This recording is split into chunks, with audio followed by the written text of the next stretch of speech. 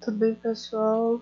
Eu me chamo Ana, vim da nossa quinta aula do curso ministrado pelo projeto e pela Universidade Federal de Campina Grande. Bom, hoje vamos falar um pouco sobre a história da radiação. Na verdade, vamos falar um pouco da introdução à radiação. E, inicialmente, vamos começar um pouco sobre a história da radiação. Bom, a radiação, ela teve um início a partir do século XVII, com o cientista inglês Isaac Newton, a qual ele descreveu pela primeira vez ele conseguiu descrever um fenômeno a qual observou. Nesse fenômeno, ele observou que a luz solar, quando inserida num prisma, que é essa figura aqui, ela vai dispersar as cores.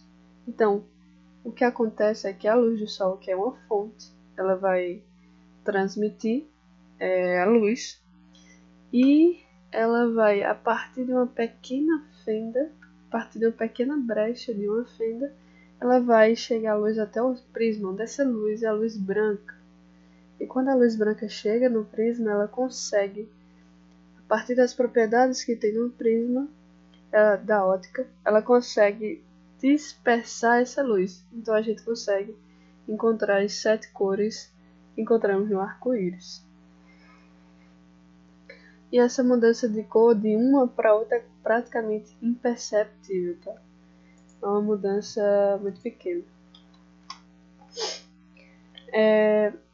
A partir disso, essa separação dessas cores, nós conseguimos identificar o que é justamente uma onda eletromagnética, onde essa onda eletromagnética está desenhada aqui, e cada onda eletromagnética tem um comprimento, tem uma amplitude e tem suas características. Mas a gente não vai entrar em detalhes, só vamos falar mais sobre esse comprimento de onda.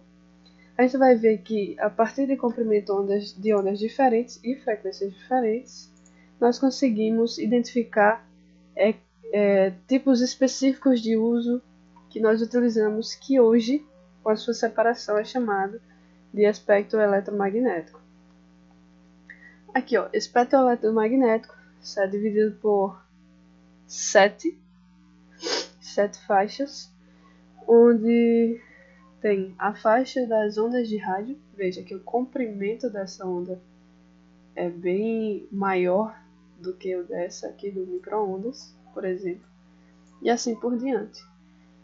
Existem as ondas de rádio, micro-ondas, o infravermelho, luz visível, ultravioleta, raio-x e raios gamas. Veja, a divisão delas, a separação de uma faixa para outra é justamente o comprimento de onda e a frequência dela. As ondas de rádio ela possuem um comprimento de onda muito grande. As ondas de micro-ondas você já vê que é um comprimento de onda menor, consequentemente deixando a frequência maior. Já a onda do infravermelho, ele já tem essa separação aqui, esse comprimento de onda menor ainda. A luz visível, que é tudo que nós vemos ao nosso redor, já tem um comprimento de onda menor, que é comprimento de onda, essa grega lambda. A ultravioleta, que é o que vamos usar mais no projeto do curso, tem um comprimento de onda menor ainda. A raio-x, e a menor que tem e possui alta frequência é a dos raios gama, certo? Bom, para isso nós vamos estudar um pouco sobre as suas aplicações. Primeiro, iniciando pelas ondas de rádio. Uma aplicação é que, artificialmente, as ondas de rádio podem ser vistas, por exemplo, no nosso dia a dia com rádios amadores. E radiodifusão, também, que isso aí é rádio, por exemplo, a rádio FM, rádio AM e televisores. Uma das coisas que nós utilizamos muito hoje é a telefonia móvel, mas também pode ser visto para alguns outros meios de comunicação, como satélite, como rede de computadores e inúmeras outras aplicações. Eu trouxe aqui uma fonte, ela vai ser a geradora, onde essa fonte, por exemplo, pode ser uma telefonia móvel, uma torre transmite e a gente capta pelo celular. Outro meio também. Outra coisa que acontece é a radioastronomia, que acontece muito hoje em dia. Inclusive tem um projeto no UFCG chamado Bingo, que ele pega justamente o estudo da radioastronomia, que é justamente as ondas de rádio. Outra aplicação é na faixa do micro-ondas, que acho que muitas pessoas têm em casa hoje. São justamente os micro-ondas, que são usados também na transmissão de comunicação. A característica principal dela é que ela atravessa facilmente a atmosfera terrestre, com menos interferência do que as ondas mais longas, que é justamente as ondas de rádio. Além disso, os micro-ondas permitem uma maior largura de banda do que o resto do espectro eletromagnético. Então tem essas vantagens de utilizar as micro-ondas. Outra faixa interessante é a faixa do infravermelho, a qual uma das principais aplicações é medir a temperatura do corpo, né? E pode ser usada para detectar a temperatura de objetos distantes. E por essa razão é mais útil na astronomia. Então, utilizado além da radioastronomia, é utilizado também o infravermelho no estudo da astronomia. Também pode ser usado para mísseis teleguiados, a qual são programados para seguir uma radiação infravermelho das turbinas de aviões inimigos, e também fotografias térmicas, como essa daqui. É utilizado na medicina, no diagnóstico, para, por exemplo, a aterosclerose. Outra faixa de radiação é a luz visível, que é justamente tudo que nós conseguimos enxergar ao nosso redor. E aqui está a faixa dessa luz visível, que são as 7 cores do arco-íris. Já o ultravioleta, ele é o que nós vamos estudar. Ele tem como principal fonte o Sol, onde o Sol ele vai emitir essa radiação e algumas delas vão passar e outras não até a Terra. Por quê? Por causa de uma coisa chamada camada de ozônio. Um dos principais efeitos que existe nessa radiação, que é a ultravioleta ou UV, é que ela tem um poder muito grande para combater o vírus, ou seja, o bactericida, que é justamente o objetivo e por que propomos essa faixa de radiação para ser o agente germicida do coronavírus. Então, essa divisão, a ultravioleta, essa faixa, ela tem uma divisão em 3, assim como o infravermelho, que tem IVA, IVB e IVC, a ultravioleta tem o UVA, UVB e UVC. Como podemos analisar nessa imagem, a UVA ela consegue chegar sem qualquer interferência até a Terra. Já o UVB ela recebe um certo filtro, como foi mostrado na anterior da nossa colega Dilma, certo?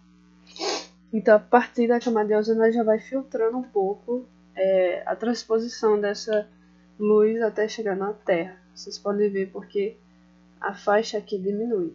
Então, tem um certo filtro, assim dizer. Já o VC, ela não chega até a Terra. E isso foi um problema que nós encontramos no projeto. E uma forma de resolver esse problema foi justamente utilizando meios artificiais, que foi fazendo lâmpadas de UVC, certo? Mas outra aplicação que tem é a aceleração da polimerização de certos compostos e também é utilizado para apagar dados escritos em uma memória eletrônica EPOM. Isso aqui eu nunca tinha visto até então. Outra aplicação que temos nessa faixa, que é a faixa de raio-x, é justamente o radiodiagnóstico, né? A qual ele é um benefício, né? Oriundo da descoberta desse raio-x. Interessante é que o X é porque não sabia que tipo era, então ele colocou um X. Além disso, a possibilidade de realizar diagnóstico por imagem. Uma das características aqui do tecido de fibras musculares são praticamente atravessadas pelo raio-x, enquanto os ossos absorvem essa radiação.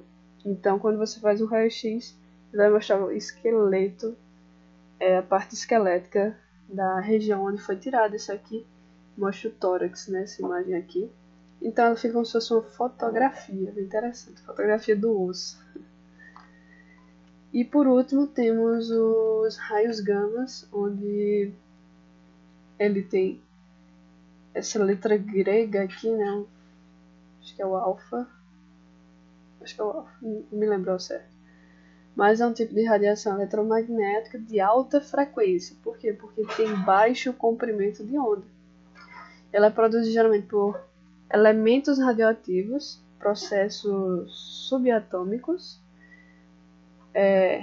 com a aniquilação de um par de pósitron e elétron. Isso aqui é um termo técnico, não precisa se preocupar com isso daqui, mas o principal é que ela é de alta frequência, produzida geralmente por elementos radioativos. Isso aqui é a parte principal. Então, isso aqui é um exemplo do que aconteceria, né? É a emissão de um raio gama, isso aqui. Esse tipo de radiação é muito energética, também é produzida em fenômenos astrofísicos de grande violência, como por exemplo supernovas, né? Que é uma explosão de uma estrela, certo?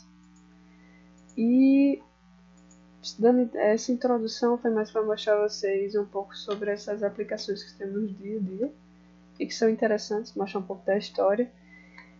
E vou deixar aqui para vocês uma atividade que é para vocês elaborarem um mapa mental, bem tranquilo, tá? Sobre o espectro eletromagnético, destacando as suas principais aplicações. Por exemplo, você iniciar esse mapa mental botando espectro eletromagnético. Nesse espectro é dividido em 7 faixas.